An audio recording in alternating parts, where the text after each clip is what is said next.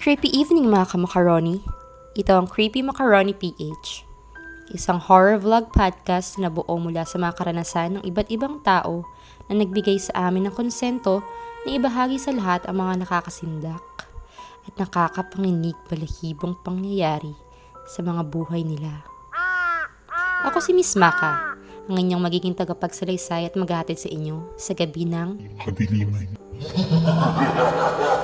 Para sa mga nais magbahagi ng kanilang mga karanasan, maaari niyo itong ipadala sa aming page na Creepy Macaroni PH o kaya naman sa aming email address.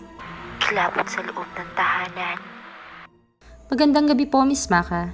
Gusto ko po sanang i-share sa inyo ang naranasan ko noong lumipat kami ng bahay from Pampanga to Bulacan. Ang nilipatan po namin ay pagmamayari ng lolo ko, sa side ng mama ko. Nung lumipat kami, hindi pa masyado maayos yung bahay. Sobrang luma, madilim, sobrang tahimik. Hindi pa man kami gaano matagal sa lugar na yun, Miss Maka, pero marami na akong naririnig. Isa na roon ay marami na raw pong mga kamag-anak namin ang ibinurol sa bahay na yun.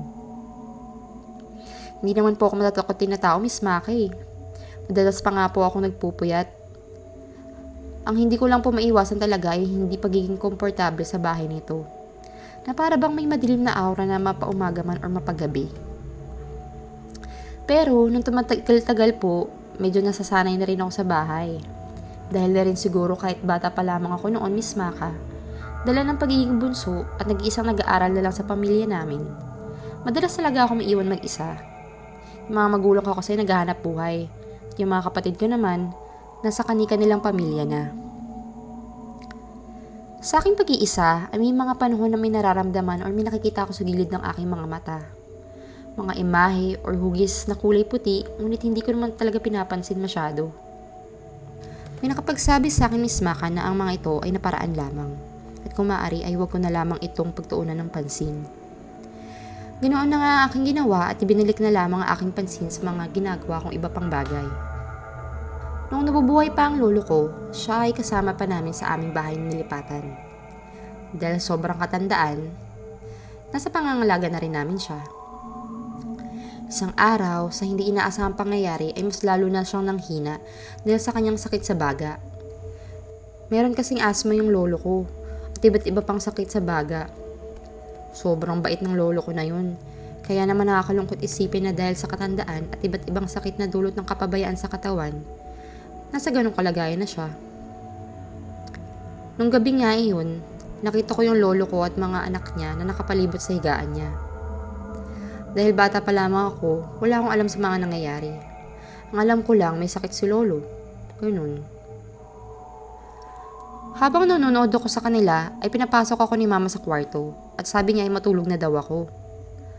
Nung pumasok ako sa kwarto, ay may nakahiga na sa higaan. Si Papa siguro, baka nakainom na naman. Nakatalikod siya nakahiga. So hindi ko na lang pinansin, tsaka humiga na lang ako. Maliit lang kasi yung bahay na yun. Iisa lang yung kwarto dun, tapos sama-sama na kami dun sa tulugan na yun, Miss Maka. Kaya sobrang siksikan kami doon.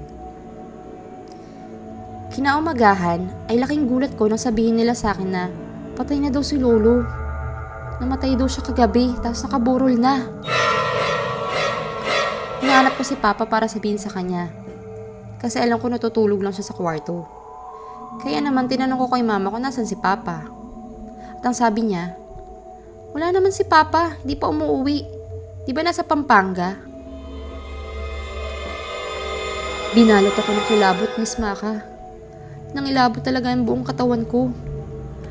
Dahil kung di pa umuwi si Papa, sino yung katabi ko sa kwarto kagabi? At naalala ko pa na ang lalaking katabi ko kagabi ay maputi.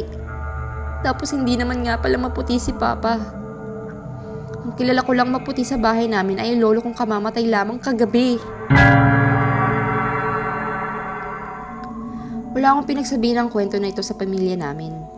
Ngayon ko na lamang na-share ito ngayong malaki-laki na ako. Simula ng araw na yon ay medyo natakot na ako matulog ng mag-isa sa bahay namin na yun. Naisip ko na lang na siguro ay isa yun sa pamamaraan ng pagpapaalam sa akin ng aking mabait na lolo. Pinagdarasal ko na lang na palagi na sanang payapa kung nasaan man ang kaluluwa niya ngayon. Paalam, lolo.